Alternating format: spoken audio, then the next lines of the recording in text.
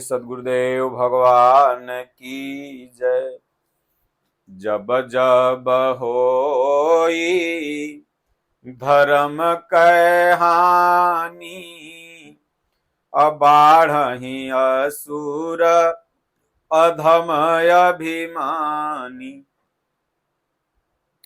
तब तब प्रभु धरी मनुज शरीरा, तब तब प्रभु धरी विविध शरीरा। हरहि कृपा निधि सजन पीरा। बोलिए श्री सद्गुरुदेव भगवान की जय। पूरी सनातन धर्म की कथा इस छोटी सी प्रेरक कहानी में आपको समझ में आ जाएगा, इस प्रसंग से कि पूरे सनातन धर्म की उत्पत्ति कहाँ से हुई और भगवान का अवतार बार बार क्यों हुआ। मात्र एक छोटी सी कहानी के लेकर के भगवान का अवतार बार बार हुआ, मात्र एक छोटी सी बात के लिए। तो पूरी कहानी को आप सुनेंगे तो पूरे सनातन को आप समझेंगे कि ऐसा क्यों हुआ। भृगु ऋषि का सब लोगों ने नाम सुना होगा। ब्रह्मा जी के पुत्र थे। उन्होंने एक यज्ञ किया। जब भी कोई यज्ञ होता है तो उसका भोग लगाया जाता है, भगवान को प्रसाद चढ़ाया जाता है, यज्ञ का भाग दिया जाता है। तो भृगु जी ने विचार किया कि हम अपने यज्ञ का भाग उन्हीं देवता को देंगे जो देवता विकारों से उपराम होंगे। तो ब्रह्मा विष्णु महेश हमारे सनातन धर्म के प्रमुख देवता माने जाते हैं।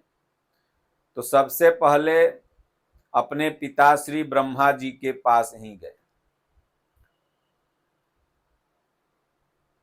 ब्रह्मा जी माता सरस्वती के साथ बैठे हुए थे।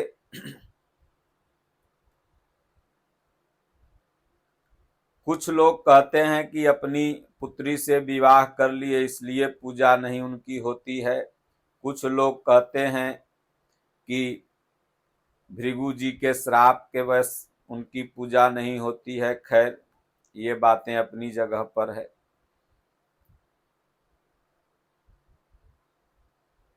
ब्रह्मा जी के पास भृगु जी जाते हैं और कहते हैं, पिताश्री आपके केस सफेद हो गए, दाढ़ी के भी, सर के भी, माथा के भी, और इस उम्र में आप हंस हंस करके बात कर रहे हैं, आपको शर्म नहीं आती है? इस उम्र में तो आपको भजन भाव करना चाहिए, ध्यान पूजा करनी चाहिए।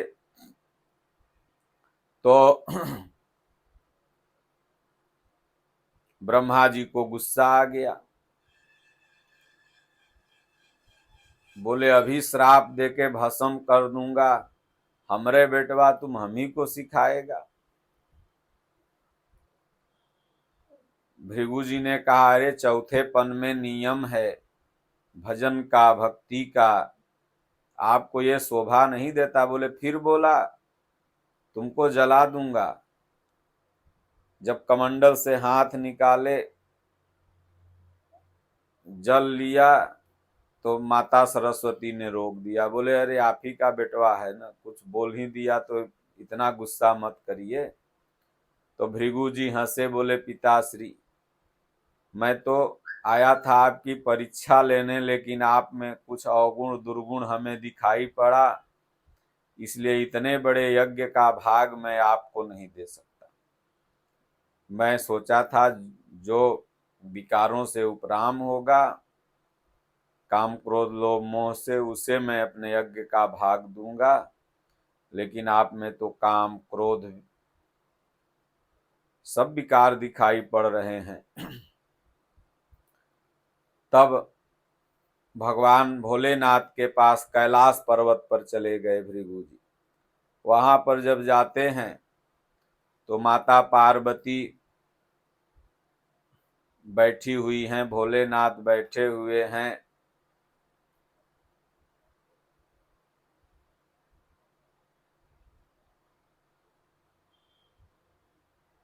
भृगु जी ने अपने पिताश्री को कहा कि आपके मंदिर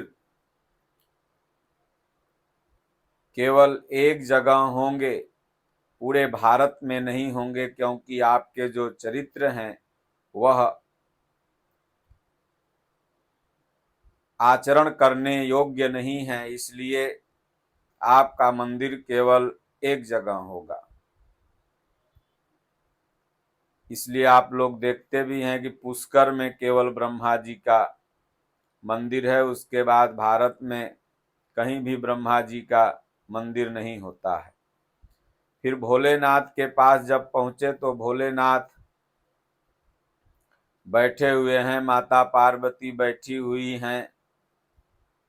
पहुंचते ही भृगु ऋषि ने श्राप दे दिया भोलेनाथ को कि आप के स्वरूप की पूजा कहीं नहीं होगी, केवल आपके लिंग की पूजा होगी, शिवलिंग की पूजा होगी, शिव की पूजा कहीं नहीं होगी।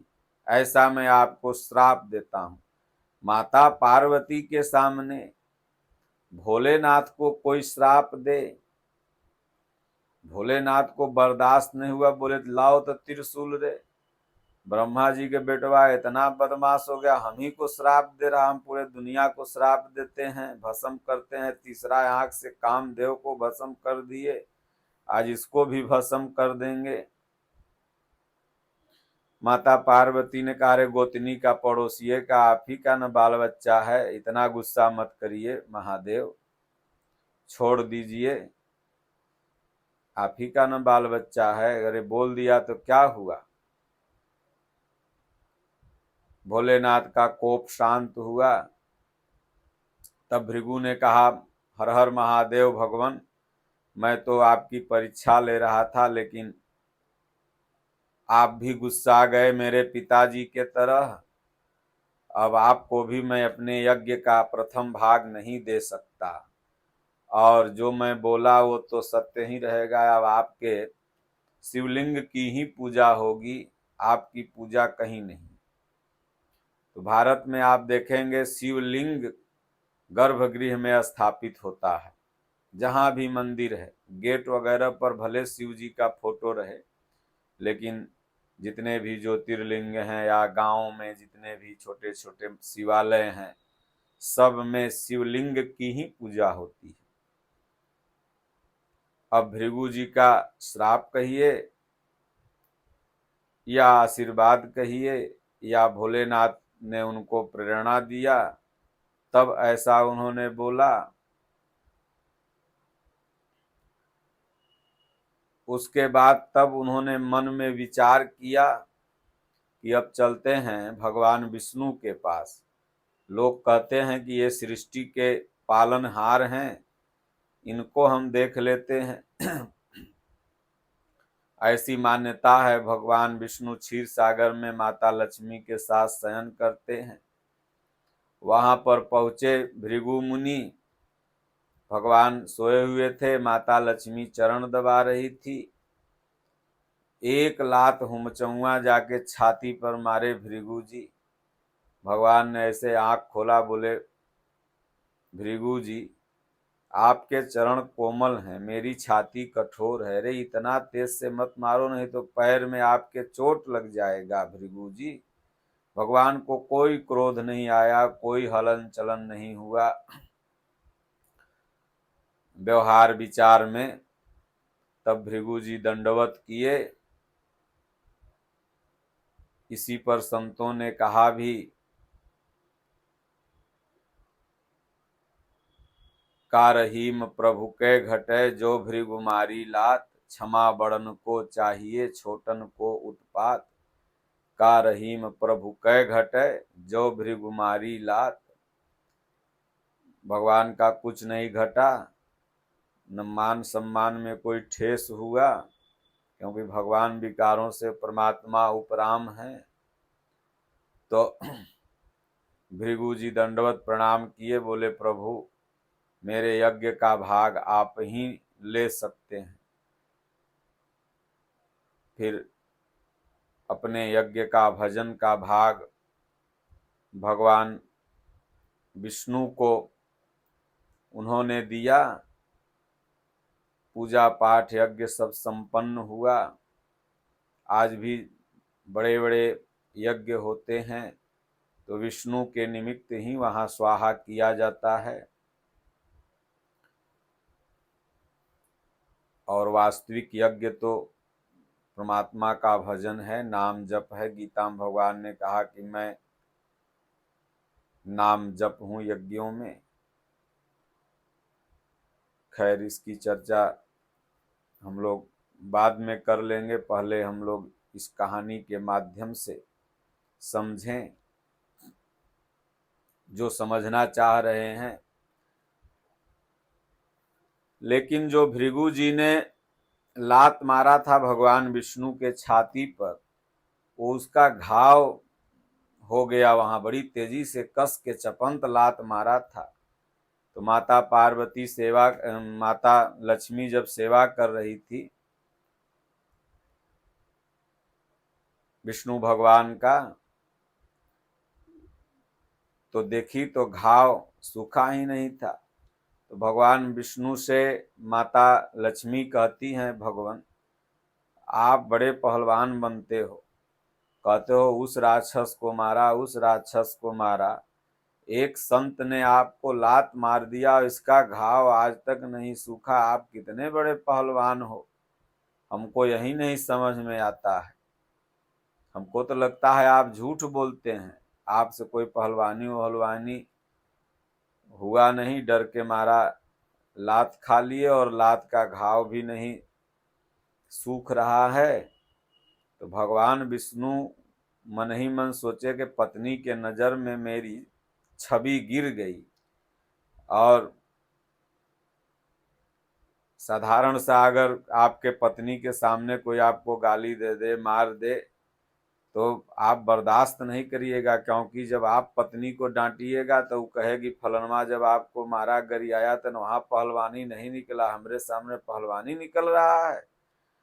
तो देखे कि अब पत्नी के सामने हम गिर गए, अब तो इसको किसी तरह यह दिखाना होगा कि मैं पहलवान हूं, मैंने फलाने राक्षस को मारा, फलाने राक्षस को मारा। तो भगवान ने एक लीला रचा। लीला क्या रची कि सनक सनंदन ऋषियों को प्रेरणा किया। जय और विजय द्वारपाल थे भगवान के। ध्यान से जब सुनेंगे इस कहानी के तो पूरे मर्म को आप समझ जाएंगे। तो उन ऋषियों को प्रेरणा कर बुलाया अपने दरबार में। उन लोगों को स्वप्न हुआ भगवान का दर्शन कर लें। इधर जय विजय को मना कर दिया, कोई हमसे मिले न। और इन ऋषियों को कोई रोकता नहीं था, बेरोक टोक हर जगह जाते थे। ब्रह्मा जी के ये भी पुत्र थे, बैरागी बन गए थे।